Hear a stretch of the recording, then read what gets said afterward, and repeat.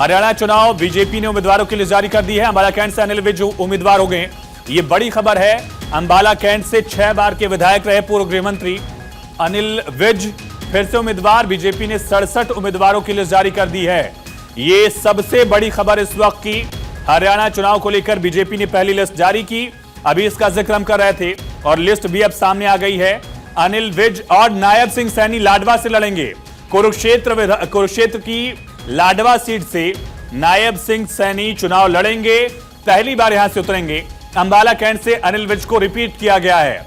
67 उम्मीदवारों की list BJP ने जारी कर दी है। ये बड़ी खबर। नारनौल से एक बार फिर से कैप्टन अभिमन्यु पूर्व वित्त मंत्री रहे हैं, नारनौल से चुनाव लड़ेंगे। पिछली बार हार गए थे जेजेपी से, लेकिन एक बार फिर से पार्टी ने भरोसा जताया है। 67 उम्मीदवारों की लिस्ट बीजेपी ने जारी कर दी है। हरियाणा को लेकर बीजेपी की पहली लिस्ट।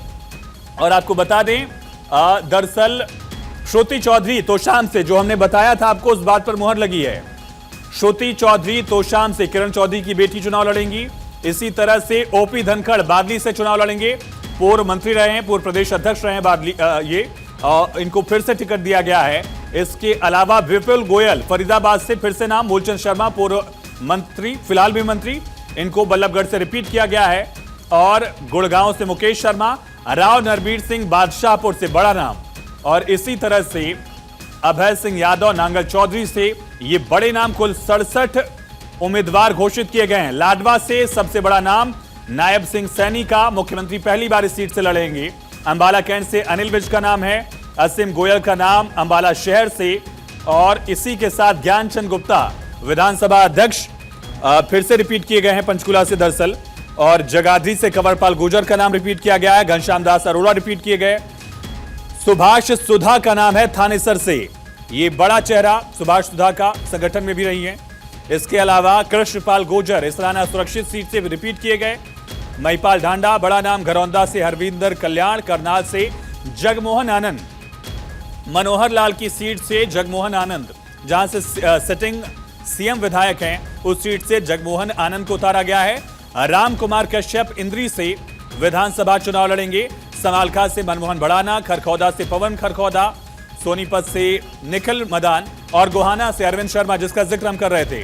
राम कुमार गौतम बड़ा नाम, दिग्गज नाम, सफीदों से चुनाव लड़ेंगे सीनियर लीडर। कृष्णलाल मिड्ढा को जींद से फिर टिकट दिया गया है। देवेंद्र त्री उचाना कला से लड़ेंगे। टोहाना से देवेंद्र बबली, जिनका नाम हम जिक्र कर रहे थे, पिछली बार बीजेपी से अलग थे, इस बार बीजेपी में आए, टिकट दिया गया। और सुनीता दुग्गल का नाम बड़ा है। सुनीता दुग्गल को रतिया से टिकट दिया गया है। ये बड़ी और अहम खबर। भव्य बिश्नोई, कुलदीप बिश्नोई की फैमिली आदमपुर से लगातार लड़ती रही है। हाल में कांग्रेस छोड़कर बीजेपी में आए थे, फिर से उनको टिकट दिया गया है। नारनौल से कैप्टन अभिमन्यु पूर्व वित्त मंत्री, बड़ा चेहरा है, संगठन में भी अलग अलग जिम्मेदारियां संभाल चुके हैं। हांसी सीट से विनोद भयाना को टिकट दिया गया। बरवाला से रणवीर गंगवा, कमल गुप्ता को हिसार से, ये तमाम बड़े चेहरे। हमारे साथ सहयोगी गौरव मिश्रा फोन लाइन पर कनेक्ट हैं। गौरव, क्या समीकरण और कौन से बड़े चेहरे रिपीट किए गए, किनको इस बार मौका नहीं मिला है? देखिए, भारतीय जनता पार्टी की हरियाणा विधानसभा चुनाव की जो ये लिस्ट है, वो लिस्ट आ गई है। तकरीबन अगर मैं बात करूं इसमें तो जो नाम है, अगर आपको मैं पढ़ के सुनाऊं तो सबसे पहले, क्योंकि लिस्ट जब सार्वजनिक हुई है, बहुत देर तक बैठक चली है। इस बैठक में भी नाम नायब सिंह सैनी, ये लगातार जिस तरीके से चर्चा चल रहा था कि नायब सिंह सैनी चुनाव कहां से लड़ेंगे, तो ये देखिए मुख्यमंत्री भी है, लवाड़ा से चुनाव लड़ेंगे। उसके बाद कालका से इसमें सती रानी शर्मा है, वो चुनाव लड़ेगी। इसके अलावा आप नीचे आइए, अंबाला कैंट, हमने शाम को 7 बजे इस नाम पर भी चर्चा किया था और भारत 24 पे दिखाया था कि अनिल विज का नाम तय है अंबाला कैंट से। अंबाला शहर से सीमा गोयल, शक्ति रानी शर्मा अंबाला की मेयर जो है, वही है क्या, विनोद शर्मा की वाइफ? गौरव जी बिल्कुल, हाँ। बिल्कुल। अंबाला शहर से अगर मैं बात करूं तो अंबाला शहर से असीम गोयल का नाम आया है। इसके बाद आप आइए, अगर मुलाना की बात करें तो श्री संतोष श्रवण को यहाँ पर टिकट दिया गया है। और नीचे मैं अगर बात करूं, जगाधरी से बहुत बड़ा नाम है श्री कंवरपाल गुर्जर, इनको जो टिकट है वो दिया गया है। इसके अलावा अगर मैं बात करूं शहबाज से, तो श्री सुभाष कलशाना को टिकट यहाँ पर दिया गया है। थानेसर से सुभा है। और जब आप आगे इसी तरीके से बढ़ते जाएंगे, पानीपत की अगर मैं बात करूं, पानीपत की जो ग्रामीण सीट है वहां से महिपाल ढांडा को टिकट दिया गया है। पानीपत शहर से प्रमोद कुमार विज को टिकट दिया गया है। इसमें अलावा एक और बड़ा नाम यहाँ पर अगर मैं बात करूं, इसराना से अजा जिसको कहते हैं, वहां से श्री कृष्णपाल पंवर को जो टिकट है वो दिया गया है। इसी तरीके से हम चले गोहाना से, देखिए अरविंद शर्मा को यहाँ पे टिकट दिया गया है। सोनीपत से निखिल मदान को टिकट दिया गया है। और आगे इसी तरीके से हम बढ़े तो जो तमाम ऐसे नाम हैं जिन पर हम चर्चा कर रहे थे, लगभग उन नामों पर मोहर लगी। और एक सबसे इंपॉर्टेंट सीट तोशाम, क्योंकि किरण चौधरी हाल ही में भारतीय जनता पार्टी का दामन थामी थी, वो राज्यसभा चली गई। तो तोशाम से श्रुति चौधरी का यहाँ पर टिकट जो है उनको मिलना स्वाभाविक था, हमने पहले भी कहा था, और उस पर भी मोहर लगता हुआ नजर आ गया। भारतीय जनता पार्टी की लिस्ट में तोशाम से श्रुति चौधरी को टिकट मिल गया है। लेकिन गौरव जी, जो कालका से शक्ति रानी शर्मा का नाम हम नंबर 2 पर देख रहे हैं, इसके पीछे कारण क्या है? बेटे कार्तिकेय शर्मा निर्दलीय सांसद है राज्यसभा के, और विनोद शर्मा कांग्रेस के दिग्गज नेता रहे हैं। क्या बीजेपी में ऑफिशियल एंट्री हो गई है शर्मा परिवार की, मान लीजिए अब? और बिल्कुल देखिए, इसको ऑफिशियल ही आप मानिए, और ज्वाइनिंग भी ऑफिशियली इसको कही जाएगी। और निश्चित तौर पे जो विश्वास है वो भी दिख रहा है, क्योंकि जिस तरीके से ये नाम आना तो कहीं ना कहीं साफ तौर पे दिखाता है कि ऑफिशियल एंट्री भी हो चुकी है। और आप देखिए कि जिस तरीके से आज देर रात की लिस्ट जारी की गई है, बीजेपी के केंद्रीय कार्यालय में शाम को 6 बजे से बैठक शुरू होती है। बैठक के अंदर तमाम भारतीय जनता पार्टी के केंद्रीय नेतृत्व के बड़े नेता और हरियाणा इकाई के जो बड़े नेता हो, चाहे वो हम पूर्व मुख्यमंत्री खट्टर की बात करें, तकरीबन 2 घंटे तक मनोहर लाल खट्टर के साथ भी बात विचार विमर्श किया गया। Seat wise, seat to seat तमाम समीकरण साधे जा रहे थे। और अभी थोड़ी देर पहले यहाँ से जो हरियाणा के प्रभारी हैं धर्मेंद्र प्रधान, वो केंद्रीय मुख्यालय से निकले हैं। इसके अलावा अगर मैं बात करूं, अभी भी केंद्रीय मुख्यालय के अंदर जेपी नड्डा इस वक्त मौजूद हैं। और लगातार लिस्ट जारी होने के बाद एक जो रिएक्शन होता है, खास करके जब इतने बड़े पैमाने पर आप लिस्ट को जारी करते हैं चुनाव में, तो एक नाराजगी भी अक्सर देखने को मिलती है। तो वो जो नाराजगी का दौर है वो फिलहाल यहाँ अब इस लिस्ट के सामने आने के बाद से वो नहीं दिखेगा, क्योंकि लगभग जिन नामों पर बातचीत चल रही थी, जिन नामों पर सहमति बार बार जताई जा रही थी, वो सभी संभावित नामों को इस लिस्ट में स्थान दे दिया गया है। यानी जो दूसरे दल से है उनको भी जगह दी गई है। देवेंद्र बबली जेजेपी से जीते थे, उनको जगह दी गई है। दादा राम कुमार गौतम का नाम सीनियर लीडर है, उनको शामिल कराया गया पार्टी में। ऐसे लीडर्स को भी जगह दी गई है जो दूसरे पार्टी में थे, लेकिन वो जिता उम्मीदवार साबित हो सकते हैं। करो बिल्कुल, देखिए आज शाम को जब हम इस पूरी लिस्ट पर बातचीत कर रहे थे, तो जाहिर सी बात है हम कास्ट फैक्टर को लेकर के भी बातचीत कर रहे थे कि क्या हरियाणा के अंदर जो जातिगत समीकरण है उसको साधते हुए इस तरीके की लिस्ट आएगी, या फिर सीट टू सीट वर्चस्व के आधार पे किसका कितना कौन सी विधानसभा सीट पर प्रभाव है उसके आधार पर टिकट वितरण किया जाएगा। तो इस बार देखिए हरियाणा के चुनाव में बहुत ज्यादा जातिगत समीकरण, आप लिस्ट देखिए उसमें आपको बहुत ज्यादा जातिगत समीकरण आपको नजर नहीं आएगा। हाँ, कुछ जगहों पे केंद्रित जरूर किया गया, कुछ हिस्सों में, कुछ विधानसभा सीटों पे, खास करके उन चेहरों को जो वहां पर कम से कम एक ताकत रखते हो और उनके पास एक बड़ा जनाधार है। और आप देखिए बीजेपी का जो इंटरनल सर्वे होता है चुनाव से ठीक पहले, वो जब सर्वे की रिपोर्ट आती है उस पर तमाम जो कैंडिडेट्स के बायोडाटा आए रहते हैं, या फिर कोई नया कैंडिडेट अप्लाई कर रहा होता है, तो बकायदे उस इंटरनल रिपोर्ट में सारी बातें तथ्यात्मक रूप से स्पष्ट हो जाती हैं। और आप देखिए सबसे बड़ा उदाहरण इस पूरे लिस्ट में जो आयुष नजर आ रहा है वो ये है कि आपको ध्यान होगा जब हरियाणा में मुख्यमंत्री का चेहरा बदला गया, मनोहर लाल खट्टर को हटाया गया और नायब सिंह सैनी को मुख्यमंत्री बनाया गया, तो उसके बाद जो विरोध का पहला स्वर निकला था वो अनिल विज के मुंह से निकला था, हरियाणा अंबाला कैंट से। उन्होंने थोड़ी सी आपत्ति जरूर जाहिर की थी। तो कल परसों जब बातचीत हो रही थी वहां के स्थानीय पत्रकारों से भी अनिल विज से, तो उन्होंने उनसे आशंका जताई कि क्या इस बार उनका पत्ता कट सकता है, यानी कि टिकट कट सकता है। तो उनका बड़ा अच्छा रिएक्शन था, उन्होंने बोला पार्टी तय करेगी मेरे कामों को देखते हुए। तो एक ऐसा कद उस नेता का, गृह मंत्री भी रह चुके हैं वहां पे हरियाणा सरकार में, तो कहीं ना कहीं उनकी जो सीट है वो बहुत सुरक्षित सीट, उनको भी इस विधानसभा चुनाव में बरकरार रखा गया है। तो अब दिखाता है कि कहीं ना कहीं भारतीय जनता पार्टी किसी को अपने पुराने जो चेहरे रहे हैं पार्टी के अंदर उनको नाराज भी नहीं करना है, और जो नए चेहरे हैं जैसे किरण चौधरी की हम बात कर रहे हैं, श्रुति चौधरी की हम बात कर रहे हैं, जिस दिन इनकी एंट्री हुई थी भारतीय जनता पार्टी मुख्यालय में, ये तय था कि एक पुराना और बड़ा घराना है और एक बड़ा जनाधार इनके साथ जुटा हुआ है, तो इससे आने वाले दिनों में चुनाव में बड़ा फायदा होगा। और जिस दिन किरण चौधरी की ज्वाइनिंग हुई पार्टी केंद्रीय कार्यालय में, बहुत ज्यादा भीड़ देखने को मिला, तमाम लोग उनके साथ नजर आए, तो ये तय था। और देखिए, श्रुति चौधरी को उसमें टिकट जो है वो दे दिया गया। तो ये तमाम जो समीकरण हैं वो दिखाते हैं हरियाणा में भारतीय जनता पार्टी ने जो ठीक है जो है प्रदेश की ओर से आती है, फिर बाद में पार्लियामेंट्री बोर्ड में बैठ करके और लोग तय करते हैं। तय करने के बाद अंतिम सूची जो है उसको जारी कर दिया जाता है। तो भी अभी 22 सीटें बची, 23 सीटें जो बची हैं उसका भी एक आध दिन के अंदर उसको फाइनल करके दूसरी सूची भी जारी कर दी जाएगी। सर, कांग्रेस जो है वो आम आदमी पार्टी के साथ गठबंधन करने जा रही है, तो इसका असर किस तरीके से देख रहे हैं?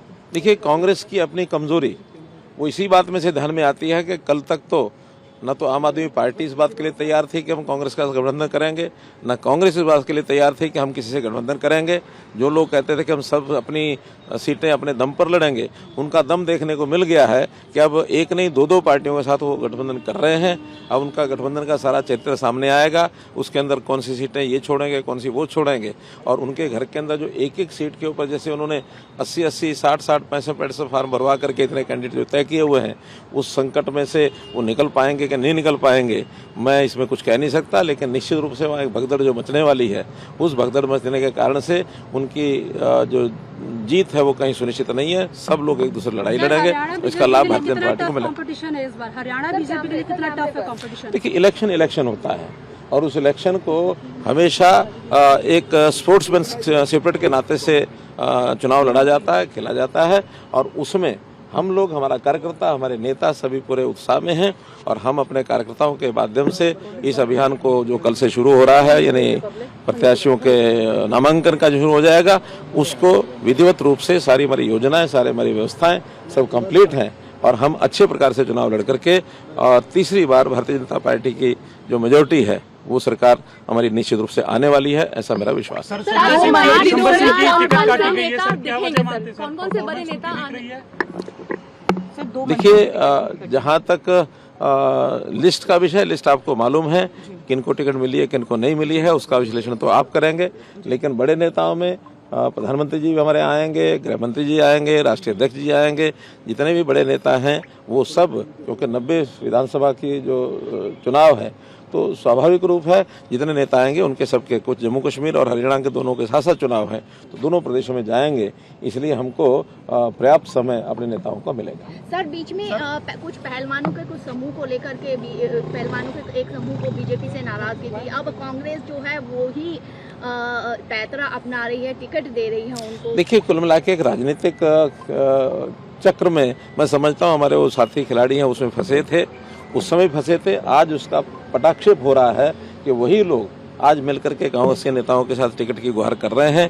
इसका मतलब ये है कि वो जो सारा विषय था वो राजनीति से ओतप्रोत था। उस समय तो एकदम इसको शायद इतनी साफ गोई से कोई नहीं कह सकता था, लेकिन आज तो साफ गोई हो गई कि वही लोग आज कांग्रेस की टिकट के लिए उनके पास जा रहे हैं और वो भी कह रहे हैं चुनाव लड़ाएंगे। इसका मतलब वो सारा जो राजनीति से प्रेरित वो एक विषय मुझे लगता है। धन्यवाद। तो ये बड़ी खबर, भारत 24 की खबर पर लगी मुहर। जिन नामों का जिक्र हमने किया था, भारत 24 ने पहली ही दिखाई थी बीजेपी की संभावित लिस्ट और उन तमाम नामों को आज आप इस लिस्ट में देख सकते हैं। टोहाना से हमने बताया था कि इस तरह से देवेंद्र बबली को टिकट दिया जा सकता है, तो शाम से श्रुति चौधरी के नाम का जिक्र हमने किया था। लाडवा से मुख्यमंत्री लड़ेंगे, इसकी प्रबल संभावना बताई थी। आदमपुर से भव बिश्नोई के नाम का भी हमने जिक्र किया था। तमाम नामों पर मुहर लग गई है। ये बड़ी और अहम खबर, यमुनानगर से घनश्याम दास अरोड़ा को टिकट, हालांकि 2 मंत्रियों के टिकट कट भी गए हैं। संजय सिंह का टिकट काटा गया है और साथ ही विशंभर वाल्मीकि का टिकट भी काट दिया गया है और राज्यसभा के सांसद कृष्णलाल पवार को टिकट दिया गया है। ये अभी तक एक बड़ा चेहरा है कृष्णलाल पवार और इकलौते सांसद हैं जिनका नाम लिस्ट में दिख रहा है, जिनको टिकट दिया गया है। कृष्णलाल पवार को बीजेपी ने टिकट दिया है, बड़ा नाम, बड़े दिग्गज नेता, और उनको विधानसभा चुनाव लड़वा रही है बीजेपी। ये बड़ी और अहम खबर। तो कई बड़े नेताओं के परिवार के सदस्यों को भी टिकट दिया गया है। डॉक्टर थानेश्वर शर्मा हमारे साथ लाइव कनेक्ट हैं।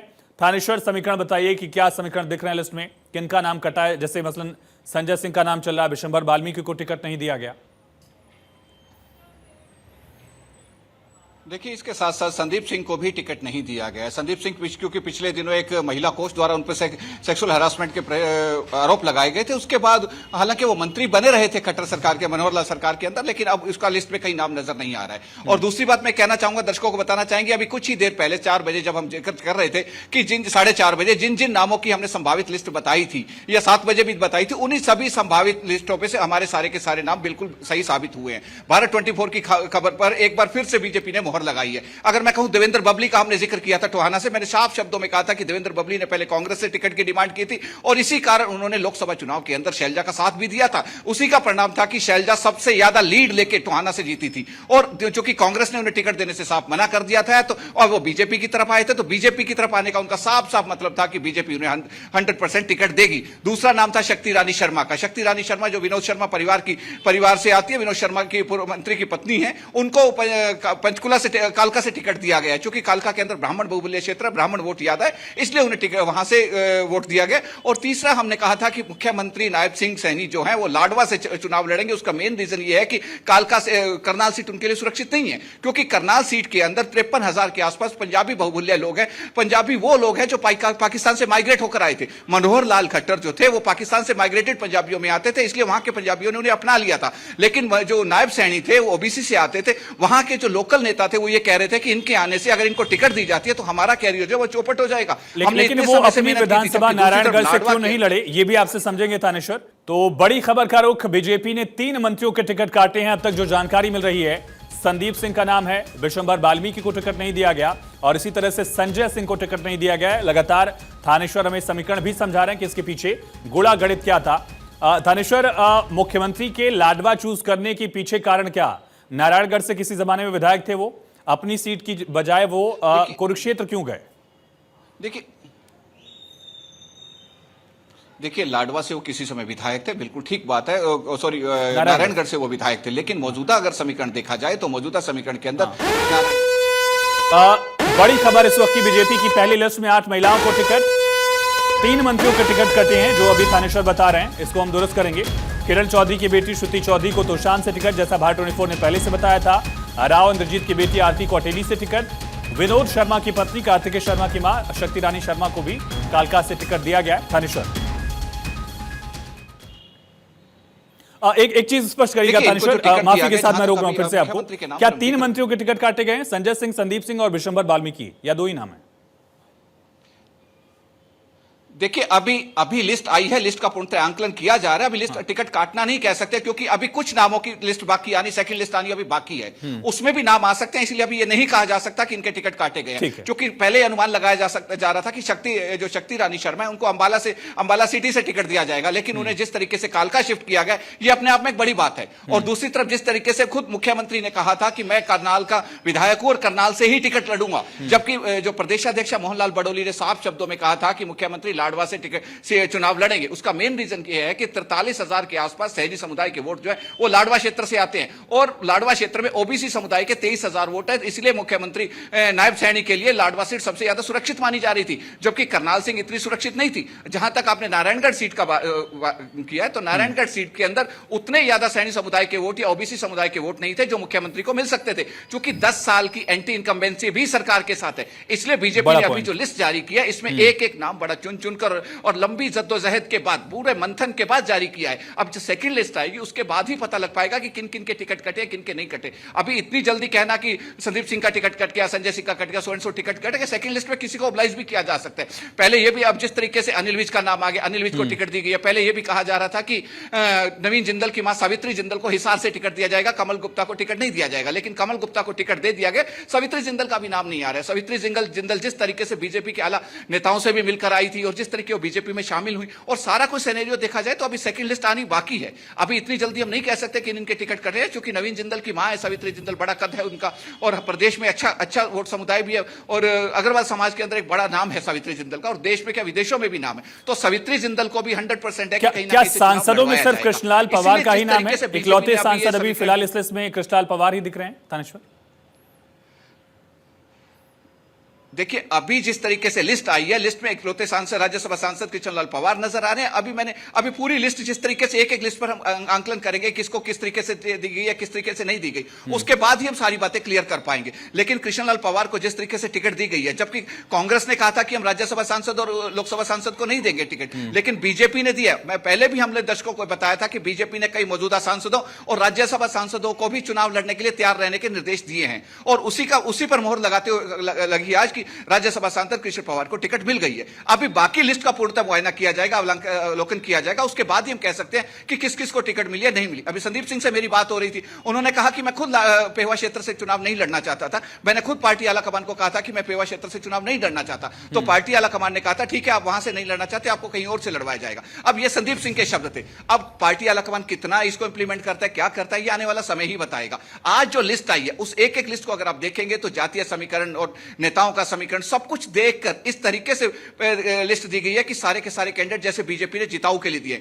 जिताऊ कैंडिडेट दिए, जो कि एक डिसाइडिंग फैक्टर साबित हो सकते हैं। अब दूसरी तरफ कांग्रेस की उम्मीद है कि कांग्रेस की आज देर रात तक या कल सुबह तक लिस्ट आ जाएगी। उन दोनों के बाद चूंकि हरियाणा के अंदर मुख्य मुकाबला कांग्रेस और बीजेपी के बीच में, और कांग्रेस और बीजेपी में जिनको टिकट नहीं मिलेगी, जो बगावत कर आएंगे, वो इंडियन नेशनल लोकदल और बीएसपी के गठबंधन की तरफ उनका रुझान होगा। क्योंकि मैं बताना चाहूंगा कि लास्ट ईयर जिस तरीके जेजेपी का ग्राफ 3rd नंबर पे आ गया था, इस बार उसी का इनेलो और बीएसपी का गठबंधन में ग्राफ आगे आ रहा है। थानेश्वर और समीकरण भी आप सब समझेंगे, लेकिन फिलहाल एक छोटे से ब्रेक के लिए रुक रहे हैं। बने रहिए भारत 24 के साथ, लगातार इस लिस्ट का एक एक पहलू जो है हम आपको समझाएंगे।